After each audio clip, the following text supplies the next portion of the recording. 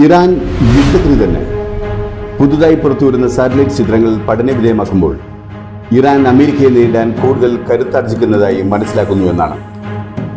2024 Israel തകർത്ത സൈനിക കേന്ദ്രങ്ങൾ ഇറാൻ കൂടുതൽ കരുത്തോടെ പുനർനിർമ്മിച്ചതായി ചിത്രങ്ങൾ വെളിവാക്കുന്നു.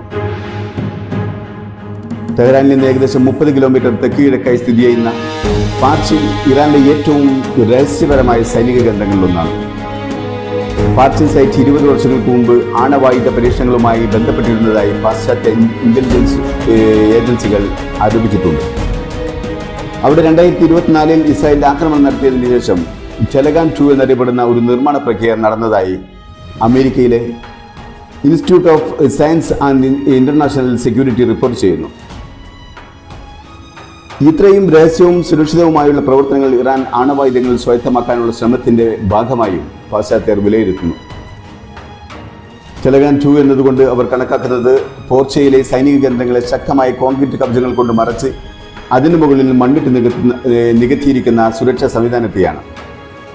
അങ്ങനെ വ്യോമാക്രമണങ്ങളിൽ നിന്ന് സൈനിക കേന്ദ്രങ്ങളെ മറച്ചുവെക്കാൻ ഇറാൻ ശ്രമിക്കുന്നത് ആസന്നമായ യുദ്ധത്തെ സൂചിപ്പിക്കുന്നുവെന്നാണ്. കൂടാതെ ഇസ്ഫഹാൻ ആണവ നിലയത്തിലേക്കുള്ള ടണലിന്റെ പ്രവേശന കവാടം കോൺക്രീറ്റ് ചെയ്ത് മണ്ണിട്ട് നികത്തിയിരിക്കുന്നു. ഇപ്പോൾ അങ്ങനെയൊരു ടണലോ താപനിലയമോ ഉണ്ടെന്ന് ആർക്കും പറയാനാവില്ല. ഇറാന്റെ മലകൾക്ക് കീഴിലുള്ള നദാൻസ് ആണവ നിലയവും കൂടുതൽ ഭദ്രവും സുരക്ഷിതവുമാക്കിയിരിക്കുന്നു. ഇറാന്റെ പ്രധാന യുറേനിയം സമ്പുഷ്ടീകരണ പ്ലാന്റ് ഇതായിരുന്നു.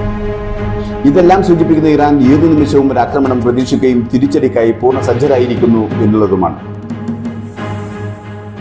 അമേരിക്കയുമായുള്ള ചർച്ചയിൽ ഇറാന് തീരെ വിശ്വാസമില്ല. അതുകൊണ്ടാണ് ഇറാനും റഷ്യയും ചൈനയും കൂടി സൈനികാഭ്യാസം നടത്തുന്നത്. ഇറാനും റഷ്യയും ചൈനയും ചേർന്ന് ഒമാൻ കടലിൽ കീഴിൽ മാരിടൈം സെക്യൂരിറ്റി ബെൽറ്റ് 2026 എന്ന പേരിൽ സംയുക്ത നാവികാഭ്യാസം നടത്തുന്നുണ്ട്. ഇത് അമേരിക്കയ്ക്കുള്ള വ്യക്തമായ മറുപടിയായിട്ടാണ് കരുതപ്പെടുന്നത്. ഈ നാവികാഭ്യാസത്തിനിടയിലാണ് റഷ്യ അമേരിക്കയ്ക്ക് മുന്നറിയിപ്പ് നൽകുന്നത്.